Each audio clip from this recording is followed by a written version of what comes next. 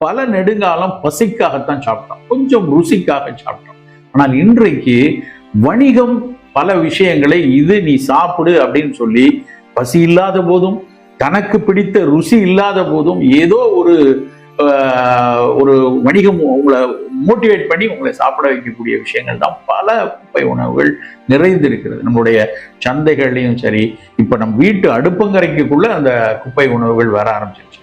நாங்கெல்லாம் அவங்கள மாதிரி படிச்சுட்டு இருக்கும்போது பள்ளியிலிருந்து வெளியே வந்தா மாலை நேரத்தில் 5 மணிக்கு 4 மணிக்கெல்லாம் வெளியே வந்தோம்னா என்னைக்காவது வாரத்துக்கு ஒரு நாள் வாசல்ல ஒரு அம்மா நெல்லிக்காய் கூறு கொண்டு வச்சிருப்பாங்க. அப்புறம் முறுக்கு மாதிரி சுத்தி சுத்தி இருக்க கொடுக்கா புளி இருக்கும். அப்புறம் இலந்த பழம் இருக்கும். மாசத்துல ஒரு நாள் எங்க அப்பா எங்க அம்மா 10 காசு கொடுப்பாங்க. அந்த 10 காசை வச்சு போய் எனக்கு பிடிச்சது கொடுக்கா புளி, என் நண்பன் ஒருத்தருக்கான் அவனுக்கு நெல்லிக்காய் பிடிக்கும். 2 பேரும் ஒரு நாள் அவன் கொடுக்கா புளி வாங்க, ஒரு நாள் நெல்லிக்காய் வாங்க, 2 பேரும் பகிர்ந்துக்குவோம். அதுதான் நாங்கள் அன்றைக்கு சாப்பிட்ட பள்ளி காலத்தில் நாங்கள் சாப்பிட்ட ஒரு குட்டி குட்டி ஒரு சிற்றுண்டி, மகிழ்வு உண்டின்னு சொல்லலாம். அதை மகிழ்ச்சிக்காக, பசிலாம் இல்லை, அதை பார்த்தா சாப்பிடணும்னு தோணக்கூடிய ஒரு விஷயம். ஆனால் இன்றைக்கு உங்கள் கடைகள், நீங்க போற பாதையில நீங்க அப்படி உங்க நண்பரோட ரசிச்சு சிரிச்சு சாப்பிடணும்னா அதுக்கு என்ன நீங்க சாப்பிட்றீங்கன்னு யோசிச்சு பாருங்க. கொடுக்கா புளியா சாப்பிட்றீங்க, இல்லை நான் பெரிய நெல்லிக்காய் வாங்கி சாப்பிட்றீங்களா, இல்லை இலந்த பழம் இன்னைக்கா சாப்பிட்ருக்கீங்களா? நமக்கு முன்னாடி நிற்கக்கூடிய அத்தனை உணவுகளும் குப்பை உணவுகள் தான் இருக்கு. அந்த உணவுகள் குப்பை உணவுலாம் என்ன? பீஸா, பர்கர், ஷவர்மா, இவையெல்லாம் அந்தந்த நாடுகள்ல நல்ல சரியான உணவு தான். இட்டாலிக்காரர் பீஸா சாப்பிட்றாரு, ஒன்றும் குப்பை சாப்பிடல. சீனாக்காரர் நூடுல்ஸ் சாப்பிட்றாரு, அவரு அது அந்த நாட்டினுடைய ஸ்டேபிள் ஃபுட். ஆனா இங்க எப்படி சந்தைப்படுத்தப்படுது அப்படின்னா, உனக்கு அதெல்லாம் பிடிக்காது, உனக்கு அந்த உணவு சுவையோ ஏதோ உனக்கு தெரியாது.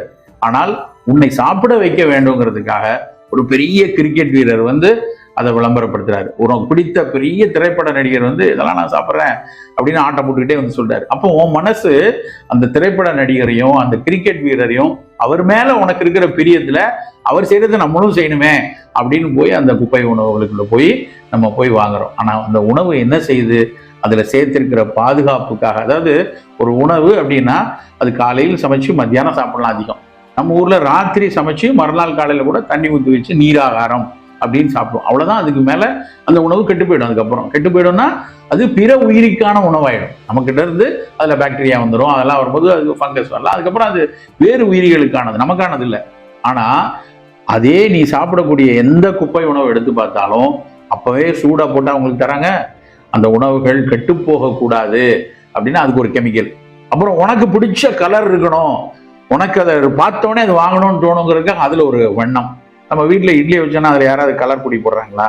தோசை சுட்டாங்கன்னா அதுல உனக்கு வடிவத்துக்குன்னு வருதா? இல்லை, எல்லாருக்கும் ஒண்ணுதான்.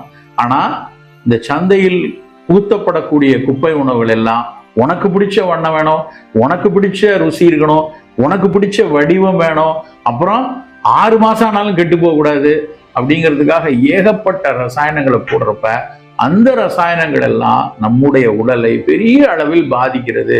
உலகம் முழுக்க இன்னைக்கு சொல்ல ஆரம்பிச்சிட்டாங்க. இப்படி எல்லாம் ப்ரிசர்வ்டு ஃபுட்டு, குப்பை உணவுகள் எல்லாமே எங்கெங்கேயோ சின்ன சின்னதா நோய்களை உருவாக்குது. யாரோ ஒரு சிலருக்கு பெரிய நோய்களை, உயிரை கொல்லக்கூடிய நோய்களை கூட வருது. நம்ம நீதிமன்றங்கள் கூட சொல்ல ஆரம்பிச்சிட்டாங்க, பள்ளிக்கு அருகாமையில இந்த குப்பை உணவுகளை எல்லாம் விற்பனையே செய்யக்கூடாது, பள்ளி கேன்டீன்கள்ல கூட இந்த மாதிரி உணவுகள் விற்பனை செய்யக்கூடாதுன்னு சொல்லியிருக்காங்க. அப்போ நமக்கு ஒரு புரிதல் இருக்கணும், எது குப்பை உணவு, எது குப்பை உணவு. நம்ம வீட்டில் செய்யற உணவுலாம் குப்பை உணவு இல்லை. வீட்டில் செய்யற உணவு அளவா அம்மா கொடுப்பாங்க, அதை சாப்பிட்டுக்கலாம். முறுக்கு வீட்டில் சுடுறீங்க, அது குப்பை உணவா? இல்லை. முறுக்கே கூட ஒரு 4 முறுக்கு சாப்பிட்டுட்டீங்கன்னா அதிகம் போனால் வயிறு வேணா கொஞ்சம் மந்தப்படுது. ஆனா வெளியில போய் கடையில பொட்டலங்கள்ல விற்கக்கூடிய இந்த பாதுகாப்பிகள் போட்டு, வண்ணங்கள் போட்டு, பல ரசாயனங்கள் போட்டு வரக்கூடிய இது மாதிரி வெளிநாட்டு உணவுகள்ல நமக்கு அவசியம் இல்லை. அவற்றை தான் நம்ம குப்பை உணவு அப்படின்னு நம்ம சொல்றோம். ரொம்ப எச்சரிக்கையா இருக்கணும். AYA அப்படின்னு ஒரு ஆங்கில சொல்லுல ஒன்னு சொல்றாங்க, அடலசன்ட் அண்ட் யங் அடல்ட் அப்படிம்பாங்க அந்த குரூப்பை. இந்த அடலசன்ட் அண்ட் யங் அடல்ட்டுங்கிறது இன்னொரு 5-6 வருஷத்துல உனக்கு வந்துடும். இங்க உனக்கு 16 வயசு ஆகுது, 25 வயசுல அந்த AYAக்குள்ள போயிடுவோம். AYAக்குள்ள இந்த அடலசன்ட் அண்ட் யங் அடல்ட்டுக்கு நிறைய புதிய நோய்கள் வருவதாக இந்திய மருத்துவ ஆராய்ச்சி கழகம் சொல்லிட்டே இருக்காங்க. அதுல புற்றுநோய் கூடுது, அதுல சக்கரை நோய் கூடுது, அதுல ரத்த கொதிப்பு வருது. ஒரு காலத்துல நாங்கெல்லாம் தாத்தாக்கு வர்ற நோய் அப்படின்னு சொல்லிட்டு இருந்த விஷயம்லாம் இன்னைக்கு கட்டுமஸ்தான இளைஞனுக்கு வருது. அப்ப அந்த நோய் கூட்டம் வரக்கூடாதுன்னா இன்னையில இருந்தே நீங்க குப்பை உணவை தூக்கி எறியக்கூடிய மனநிலையை நீங்கள் வளர்த்துக் கொள்ளணும்.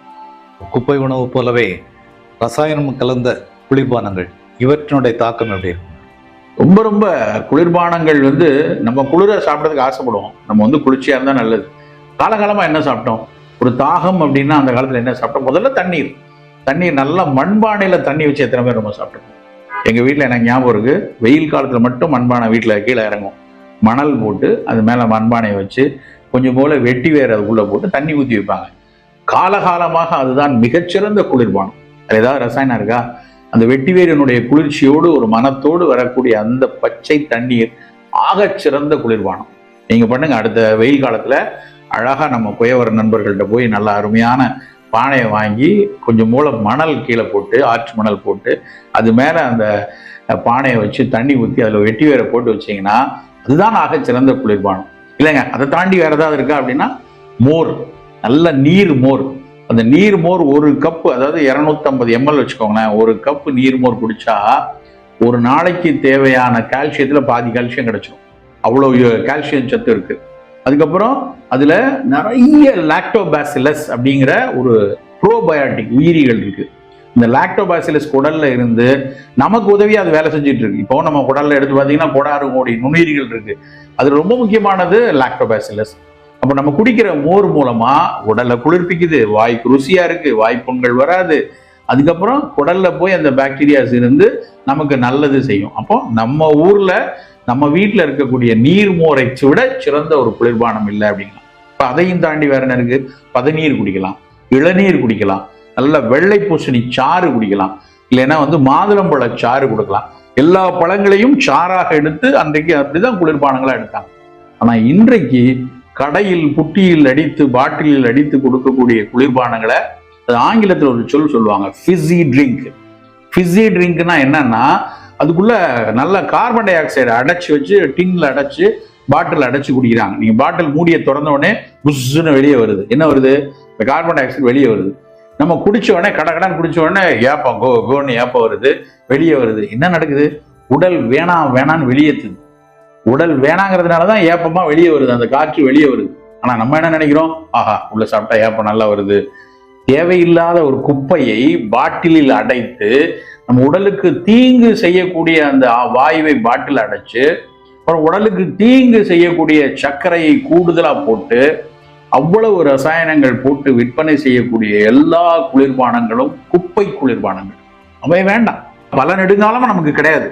ஆனா அந்த குப்பை குளிர்பானத்தை அப்படியே கொண்டாட்ட மனோபாவத்தோட அந்த கிரிக்கெட் வீரர் சொல்லிட்டாரு, அந்த திரைப்பட நடிகர் சொல்லிட்டாரு, நம்ம தினம் வாங்கி அதை குடிக்கணும்னு நினைக்கிறது மூலமா போன்ல இருக்க கால்சியம் எல்லாம் குறைஞ்சிடும். ஆஸ்டியோபோரோசிஸ் அப்படிம்பாங்க, கால்சியம் குறையுது. இதை குடிக்கக்கூடிய நபர்களுக்கு மாரடைப்பு வருவதற்கான வாய்ப்புகள் அதிகம் அப்படின்னு சொல்லியிருக்காங்க.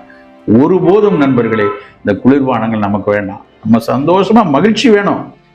பள்ளி பருவத்தில் இல்லாத மகிழ்ச்சி என்னைக்கு? நாங்களும் இன்னைக்கு 55 வயசு ஆனால் அப்படி திரும்பி பார்த்தா மகிழ்வான பருவம்னா உங்க வயதுல இருந்தப்பதான். ஆனா அன்னைக்கு எது மகிழ்ச்சி கொடுத்தது? இந்த பானங்கள் அன்னைக்கு எங்களுக்கு கிடையாது. ஆனா அன்னைக்கும் நாங்க உங்களோட சந்தோஷமா இருந்தோமே. எப்படி இருந்தோம் அப்படின்னா, அந்த பருவத்தில் அந்த நட்பும் மகிழ்வும் ஆட்டமும் பாட்டமும் கொண்டாட்டமும் நமக்கு இருக்கணும். ஆனால் இந்த குப்பை பொருட்கள் நமக்கு இருக்கக்கூடாது. குளிர்பானங்கள் உடலை கொஞ்சம் கொஞ்சமாக உருக்கி பெரு நோய்களுக்குள்ள கொண்டு போய் சேர்ந்துடும். குளிர்ச்சியா சாப்பிடணும்னா பழச்சாறு, குளிர வைக்கக்கூடியதுன்னா தண்ணீர்ல இருந்து, மோர்ல இருந்து, இளநீர்ல இருந்து நம்ம எடுத்துக்கொள்ளலாம். அவை எல்லாம் மருத்துவ குணமும் உடையது. இளநீர் நீங்க ஒரு ஐவி ஃப்ளூயிட் போடக்கூடிய ஒரு மெட்டபலைட்ஸ் எல்லாம் ஐவி ஃப்ளூயிட்ல போற அளவை இளநீர் நமக்கு கொடுக்கும். அவற்றை எடுத்துக்கொள்ளணுமே ஒழிய குளிர்பானங்கள் வேண்டாம்.